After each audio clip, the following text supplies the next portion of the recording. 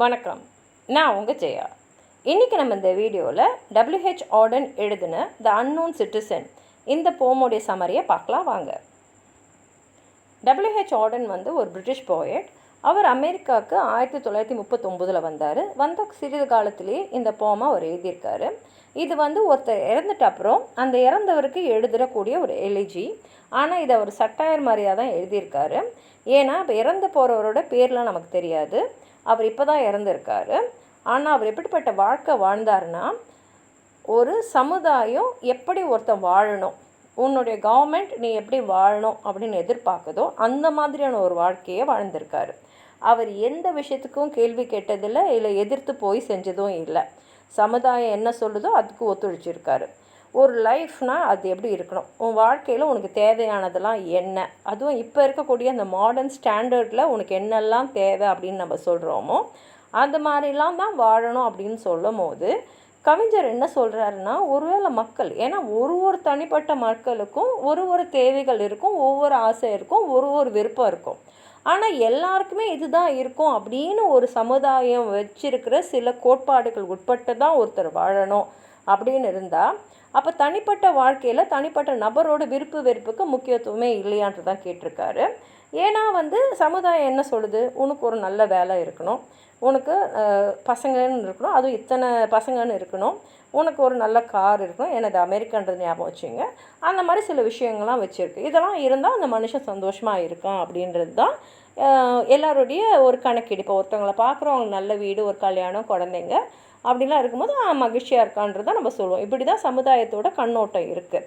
ஆனால் இந்த கவிஞர் என்ன சொல்கிறாருன்னா, இப்படிலாம் இருந்தால் தான் ஒருத்தர் சந்தோஷமாக இருக்கான் அப்படின்னு சொல்லும் போது நம்ம தனிப்பட்ட ஒருத்தர் சந்தோஷமாக இருக்கானா இல்லையன்றதை பார்க்கல, அவங்ககிட்ட என்னென்ன இருக்குதுன்னு தான் பார்க்குறோன்றதை பார்க்குறாரு. ரெண்டாவது இது ஒரு ஸ்டாட்டிஸ்டிக்ஸோட ரிப்போர்ட் மாதிரி அது சொல்கிறாரு. அப்போ என்ன ஆகிடுதுன்னா, ஒரு மனிதரும் வேவு பார்க்கப்படுறான். அவனுக்கு என்னென்ன இருக்குது, அவன் என்னென்ன செய்கிறான், அவன்கிட்ட என்ன இல்லை, அவன் ஒரு விஷயத்துக்கு ஒத்து வரானா இல்லை அதை எதிர்க்கிறானான்றது எல்லாமே வேவு பார்க்கப்படுது அப்படின்ற ஒரு கருத்தையும் இந்த பாடலில் அவர் சொல்லியிருக்காரு. பாடலோட ஆரம்பத்திலேயே அவர் 2JS/07M378 இதுதான் இவர் யார் இறந்துட்டாருன்னு சொல்கிறாங்களோ அவரோட ஐடென்டிட்டி. அதாவது அவருக்கு பேர்லாம் கிடையாது, ஒரு ஐடி தான், அந்த ஐடி நம்பர் தான் இது. இதை கவர்மெண்ட்டே அவருக்கு ஒரு மானுமெண்ட் மாதிரி எழுப்பியிருக்கு அவரோட கல்லறையில். இதில் என்ன சொல்கிறாருன்னா, பியூரோ ஆஃப் ஸ்டாட்டிஸ்டிக்ஸ் அது மாத்திரம் இல்லாமல் மற்ற ரிப்போர்ட்டெல்லாம் என்ன சொல்லுதுன்னா, சமுதாயம் ஒரு மனுஷன் என்னென்னலாம் செய்யணும்னு சொல்லியிருக்கோ அதெல்லாம் இவன் செஞ்சுருக்கான். இவன் ஒரு ஃபேக்ட்ரியில் வேலை செஞ்சுருக்கான். அந்த ஃபேக்ட்ரி யூனியனோடைய ஒத்துழைப்போடு தான் இருந்திருக்கான், எதிர்த்துலாம் போகல. ஏன்னா அதில் யூனியன் கட்ட வேண்டிய டியூஸ்லாம் ஒழுங்காக கட்டியிருக்கான். அவனோட ஃபேக்ட்ரியில் சொன்ன எந்த விஷயத்துக்கும் எதிர்ப்பு தெரிவித்ததே இல்லை. அது மாத்திரம் இல்லாமல் சோஷியல் சைக்காலஜி இன்வெஸ்டிகேட்டர்ஸ் என்ன சொல்லியிருக்காங்கன்னா, அவன் நார்மலான ஒரு பர்சன் தான்.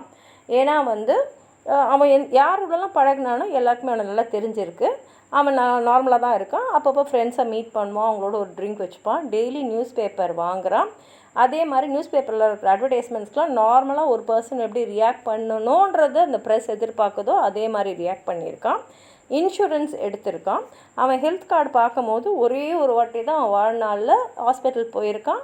கொஞ்ச நாள் இருந்துட்டு அந்த ஹாஸ்பிட்டலில் எதுக்காக சேர்ந்தானோ அது குணப்படுத்தப்பட்டு வெளியில் வந்திருக்கான் அப்படின்றத சொல்லுது. ப்ரொடியூசர்ஸ் ரிசர்ச்சும் ஹை கிரேட் லிவிங் இன்வெஸ்டிகேட்டர்ஸும் என்ன சொல்கிறாங்கன்னா, அவன் எதிர்பார்க்குற ஒரு நார்மல் லைஃப் தான் வாழ்ந்திருக்கான். ஒரு மாடர்ன் மேனுக்கு என்னெல்லாம் தேவையோ எல்லாமே வச்சுருந்தான். ரேடியோ வச்சுருந்தான், கார் வச்சுருந்தான், ஃப்ரிட்ஜ் வச்சுருந்தான், எக்ஸெட்ரா எக்ஸெட்ரா எக்ஸெட்ரா. அதுக்கப்புறம் பப்ளிக் ஒப்பீனியன் ரிசர்ச்சர்ஸ் என்ன சொல்லியிருக்காங்கன்னா, அவன் காலம் ஓட்டுறது மாதிரி, அதாவது கவர்மெண்ட் என்னெல்லாம் செய்தோ எல்லாத்துக்குமே ஆமோதிக்கிற மாதிரி தான் இருந்திருக்கான். அமைதியான காலத்தில் அமைதி விரும்பியாக இருந்திருக்கான். அதே சமயத்தில் போர் வந்தபோது போருக்கு போய் அவன் சண்டை போட்டிருக்கான். அவனுக்கு கல்யாணம் ஆயிருக்கு. சமுதாயம் எதிர்பார்க்குற மாதிரி 5 பசங்க இருக்கணும்னா 5 பசங்க இருந்திருக்கு. இதெல்லாம் யூகனிஸ்ட் அவனை பற்றி சொன்னது. அதே மாதிரி அவன் பசங்க படிக்கிற ஸ்கூல் என்ன சொல்லியிருக்காங்கன்னா, பசங்களோட படிப்புலலாம் அவன் எதுவுமே குறுக்கிட்டது இல்லை. டீச்சர்ஸ் கேள்வி தேவையில்லாத கேள்வியெல்லாம் அவன் கேட்டதே இல்லை. இவ்வளோ விஷயம் சொன்னவங்க கடைசியில் அவன் சுதந்திரமாக இருந்தானா, சந்தோஷமாக இருந்தானா அதை கேட்கக்கூடாது. ஏன்னா அது ஏதாவது தப்பு இருந்தால் எங்களுக்கு தெரிஞ்சிருக்கோம் இல்லை அப்படின்னு சொல்கிற மாதிரி இந்த கவிதை முடிஞ்சிருக்கு. அப்போது நம்ம எல்லாருமே நம்ம என்னென்ன செய்கிறோன்றது ஒரு யாரோ ஒருத்தரால் வந்து மேற்பார்வை பண்ணிக்கினே இருக்காங்கன்றது நமக்கு தெரியுது, அதாவது வேவு பார்க்கப்படுறோம். ரெண்டாவது, நம்மக்கிட்ட என்ன இருக்கோ அதை வச்சு தான் நம்ம வாழ்க்கை சந்தோஷமாக இருக்கா இல்லையான்றது தீர்மானிக்கப்படுது. மற்றவங்களோட ஒப்பீனியனில் நம்ம எப்படியெல்லாம் இருக்கணும்னு நினைக்கிறோமோ அப்படி தான் நம்ம வாழணும் அப்படின்றது ஒரு கட்டமைப்பில் இருக்குன்றது தான் இந்த கவிதையோடைய கருத்து. வாங்க அவர் என்ன எழுதியிருக்காருன்னு பார்க்கலாம். He was found by the Bureau of Statistics to be one against whom there was no official complaint. அதாவது இந்த ஆளை பற்றி யாருமே இது வரைக்கும் எந்த கம்ப்ளைண்ட்டும் எங்கேயும் கொடுத்ததே இல்லை. And all the reports on his conduct agree that in the modern sense of an old-fashioned word, he was a saint. அதாவது எப்படி துறவி வாழ்ந்திருப்பாங்களோ, எதுலையுமே வந்து ஒரு எதிர்ப்பு தெரிவிக்காமல் மௌனமாக எல்லாத்துக்கும் ஆமோதித்து வாழ்ந்திருக்கான். For in everything he did, he served the greater community. ஆனால் எதனால் அப்படி சொல்கிறோன்னா, அவன் எது செஞ்சாலும் சமுதாயமும் கவர்மெண்ட்டும் அவங்ககிட்ட என்ன எதிர்பார்க்குதோ அதை தான் அவன் செஞ்சுருக்கான். Except for the war till the day he retired, he worked in a factory and never got fired but satisfied his employers, Fudge Motors Inc. அவன் Fudge Motors Incorporationல தான் வேலை செஞ்சுருக்கான். மொத்தமாகவே அங்கே மட்டும்தான் வேலை செஞ்சுருக்கான். அங்கேருந்து வந்து அவன் வந்து போர் சமயத்தில் தான் போருக்கு போயிருக்கானே தவிர மற்ற சமயத்துலலாம் பார்த்திங்கன்னா அங்கே மட்டும்தான் வேலை செஞ்சு அவனுடைய முதலாளிகளை திருப்திப்படுற மாதிரி வேலை செஞ்சுருக்கான். Yet he wasn't a scab or odd in his views, for his union reports that he paid his dues. Our report on his union shows it was sound. அதே சமயத்தில் வந்து அவன் அங்கே யார்கிட்டையும் எதிர்ப்பும் தெரிவித்ததில்லை. யூனியனில் இருந்திருக்கான், யூனியனோட டியூஸும் கட்டியிருக்கான். ஆனால் எந்த விதமான எதிர்ப்பையும் எதுக்காகவும் அவன் தெரிவித்ததில்லை, எந்த போராட்டமும் அவன் செஞ்சதில்லை. And the social psychology workers found that he was popular with his mates and liked to drink.